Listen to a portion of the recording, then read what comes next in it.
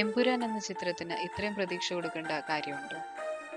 2019 പുറത്തിറങ്ങിയ ലൂസിഫർ വളരെ മികച്ച ഒരു ചിത്രം തന്നെയായിരുന്നു.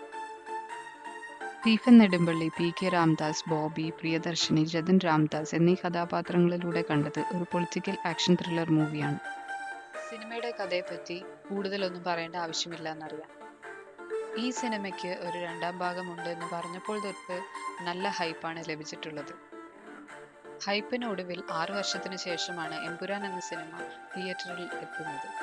ന്യൂയോർക്കിലെ ടൈംസ് സ്ക്വയറിൽ വരെ ചിത്രത്തിന്റെ ടീസറിന്റെ പ്രദർശനം നടത്തി. എന്നാൽ ഇത്രയും ഹൈപ്പ് ഉള്ളതുകൊണ്ട് സിനിമ അത്രയ്ക്ക് മികച്ചത് തന്നെയാകുമോ? ഇതുപോലെ ഹൈപ്പിൽ ഇറങ്ങിയ മലയാള ചിത്രങ്ങളാണ് ഒടിയൻ, കിങ് ഓഫ് കൊത്ത, കുഞ്ഞാലി മരയ്ക്കാൻ. സിനിമയ്ക്ക് ഉറപ്പായും നല്ല ഇനീഷ്യൽ കളക്ഷൻ ലഭിക്കും.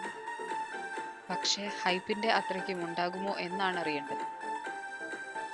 KGF 1 ഉം KGF 2 ഉം സംവിധാനം ചെയ്ത പ്രശാന്ത് നീലിന് പോലും തന്റെ അടുത്ത ചിത്രമായ സലാറിൽ ആ മാജിക് കൊണ്ടുവരാൻ സാധിച്ചില്ല. മലയാളത്തിൽ അടുത്ത കാലത്തിറങ്ങിയ സൂപ്പർ ഹിറ്റ് സിനിമകളായ പ്രേമലു, മഞ്ഞുമൽ ബോയ്സ്, ആവേശം എന്നിവയ്ക്ക് ഒന്നും തന്നെ ഇത്രയും ഹൈപ്പ് ഉണ്ടായിരുന്നില്ല. അമിത പ്രതീക്ഷയുടെ ഭാരം സിനിമയ്ക്ക് മോശമായി ഭവിക്കാതിരിക്കട്ടെ എന്ന് ആഗ്രഹിക്കുന്നു.